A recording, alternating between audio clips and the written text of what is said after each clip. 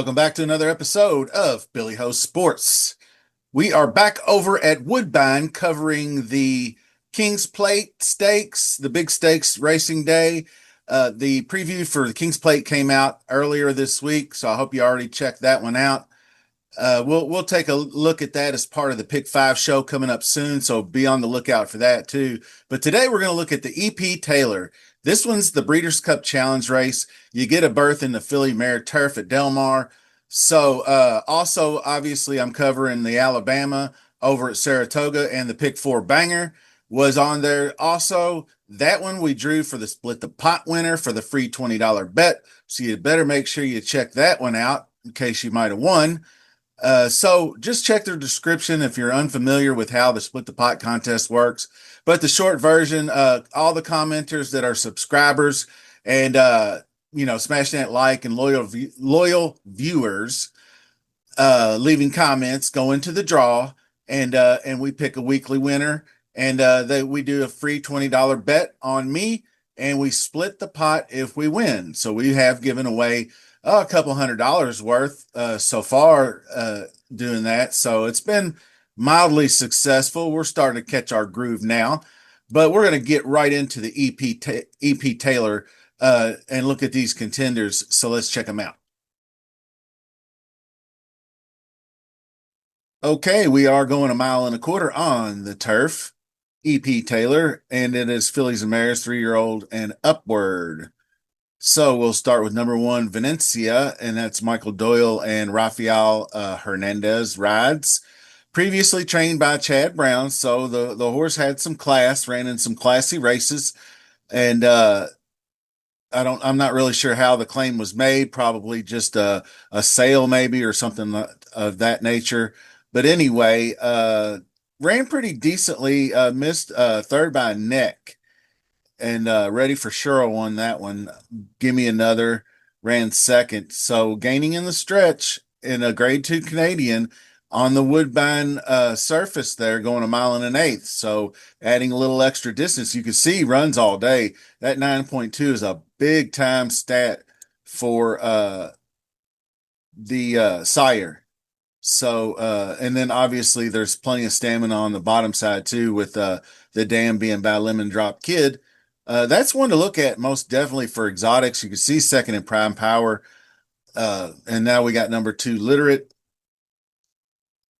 Just 4 lifetime starts, 1-1. Big credit for running down Caitlin, her greatest, in the Trillium Stakes on the all-weather track. So gets the win in the Trillium on the way out. That record, the 0-1-1 record, I believe was a turf record, I think, or something. I'm not sure where I got that from, so just scratch that I even said that. Anyway, she ran down Caitlin, her greatness, in the Trillium Stakes on the all-weather track most recently, but hasn't run on the turf in quite some time, so I'm probably not going to get there with that one. Diamond Rain is Charlie Appleby and William Buick team up for this one. 4-year-old filly. She's 2 for 2 on the turf. The most recent all weather at Newcastle. She won that one as well. So, or 2 for 2 in 25. Boy, I'm on fire today. I don't know. 2 for 2 in 2025. 1 on the turf. The most recent on the all weather at Newcastle. Well bred for the distance and surface. Appleby's success in the stakes. A little slow in 2025, but not as bad as I thought. He may have opened up the floodgates with that big win in the Grade 1 Sword Dancer by El Cordobes. So look out for this one. Godolphin owned, William Buick rides. That's a team that is definitely going to be formidable. So 4-year-old filly. Now she feels pretty. Invading Canada.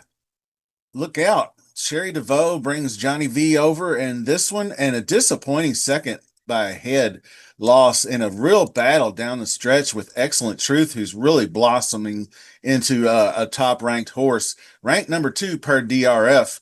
She feels pretty still number 1. I can't fault her for the loss. She ran her heart out. She ran a 99 figure late speed figure, 99 late pace. So was really all over it, but it was her second straight race on a less than firm surface.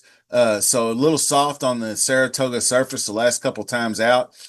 She has a win at Woodbine, so don't worry about that. Grade one Natalma, going a mile, and she dusted them back then. I know it was a couple years ago, but it's not like she's broke form since then. She had four, count them, four straight graded stakes, and three of them were grade ones, and then just missed this one grade one Diana. She's by far the best horse. So just we'll just have to deal with it. Sometimes you just have to eat that chalk, or don't bet the race. Caitlin, her greatness is last year's King's Plate winner, coming back to this one and going to try the turf again after a really bad Nassau. You can see that eighth drafted behind and no kick down the stretch.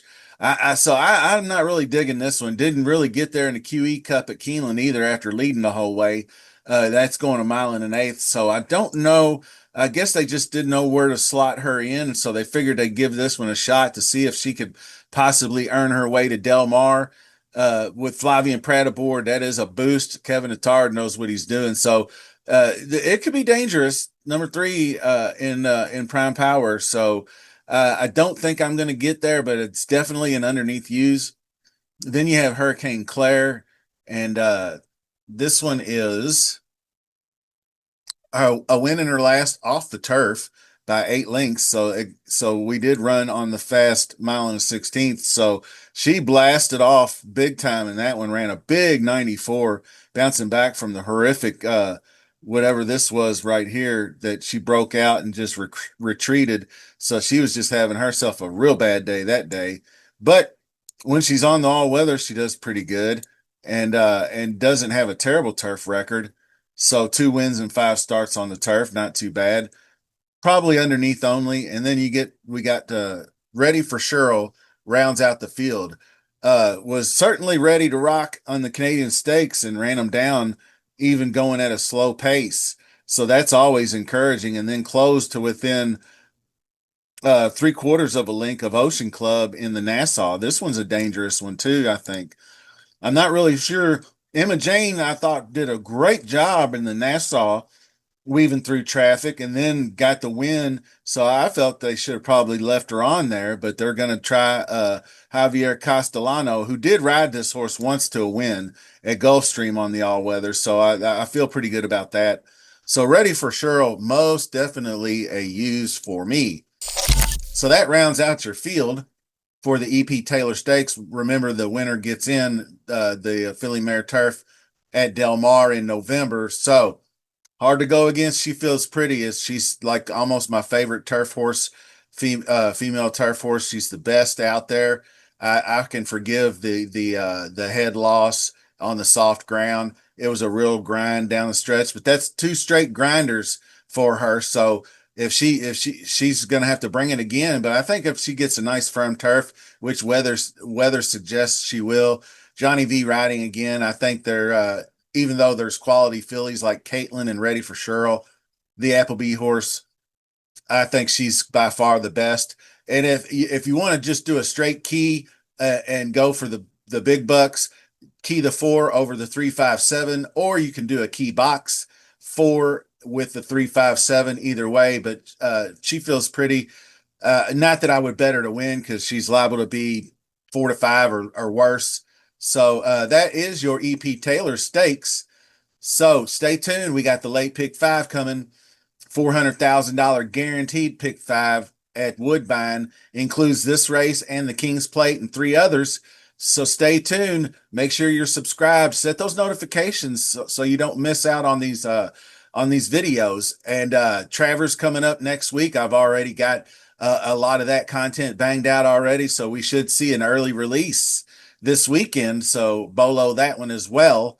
So setting the notifications always gets you notified in advance of videos releasing. I try to do the best I can, posting on X, if you follow me on X, all that good stuff. So best of luck this week, and we will see you soon.